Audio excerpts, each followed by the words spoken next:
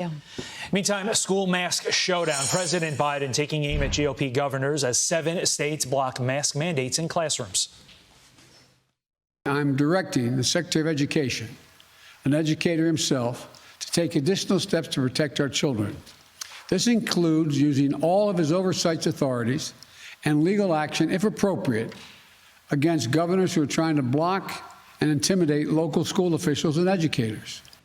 Here with his response, Texas Attorney General Ken Paxton. Sir, thanks for being here. What is your response to the president? Look, we've been in many lawsuits with him already, so if he wants to bring it on, he can. States have control over education. The federal government doesn't run local schools, and so it's up to the states to make the best decisions that they can to protect their citizens, not Joe Biden from Washington telling every state what to do about masks. At the end of the day, how's the court going to rule on this? Are they going to say, look, these rules are in place for a reason, we need to protect health and safety? Or are they going to say what Joe Biden's trying to do is 100% political? Which way is the court going to come down on this? Look, Joe Biden doesn't have authority to regulate individual school policies. This is a state decision, state by state, just like Texas doesn't have the authority to regulate Florida. It's up to each state to regulate this how they best see fit, how they best see taking care of their children and their citizens. And so I think we'd be absolutely successful if they want to do something in court. All right. Well, keep us updated there. We'll certainly continue to follow that. In the meantime, we continue to track the number of migrants crossing the southern border, and it's on track to be the worst in history. Let's take a look at this. This is from the Princeton Policy Advisors president, and this says that calendar year 2021 will almost certainly be recorded by a large margin as the worst in U.S. history for southwest border apprehensions. The administration is currently tracking 1.75 to 1.8 million apprehensions at the border, as much as 200,000 higher than the next closest year. I mean, that in itself says a lot.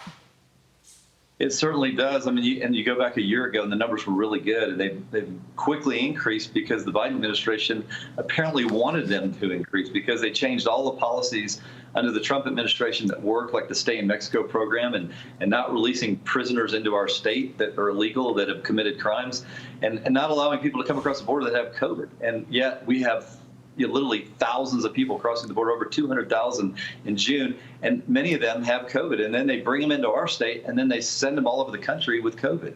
Yeah.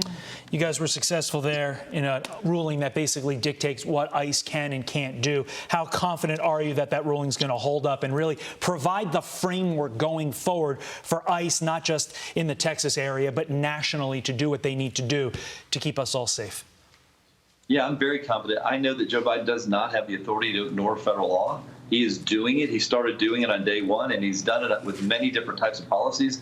And these policies not only are legal and constitutional, but they're effective. And President Biden just doesn't care. He doesn't care about the consequences of that, and he doesn't care about the law applying to him. That's why I'm pretty sure, given that the law is on our side, that we're going to win and be successful in the long run. And then finally, before we let you go, we want to get your reaction to what's been going on across the world in Afghanistan. Fort Bliss could receive thousands of refugees as Afghanistan topples. We've been following this, as you know, all week long. 22,000 Afghan refugees could be settled here in the U.S. That is the latest number from the Pentagon as of Monday, anyway. What is your reaction to what we've seen play out over the last 5 days? Again, another disaster, very similar to what's going on the border. Very disappointing because of the loss of lives that Americans left behind. Afghans that we should be helping that we don't even know. We don't have time to vet. So I'm very concerned about them coming to Texas because of the way this was done. There's not a lot of vetting. We don't know if they're sending terrorists over. We do know that we've got a border that's wide open and the terrorists could cross there as well. And so, yeah, I'm concerned that they're coming to Texas just because of the way this has been done and how incompetently it's been done. And I'm concerned for my citizens. All right. Ken Paxton, we appreciate you coming on the show, getting up early with us. Thank you so much for your time. Have a good weekend. Sir.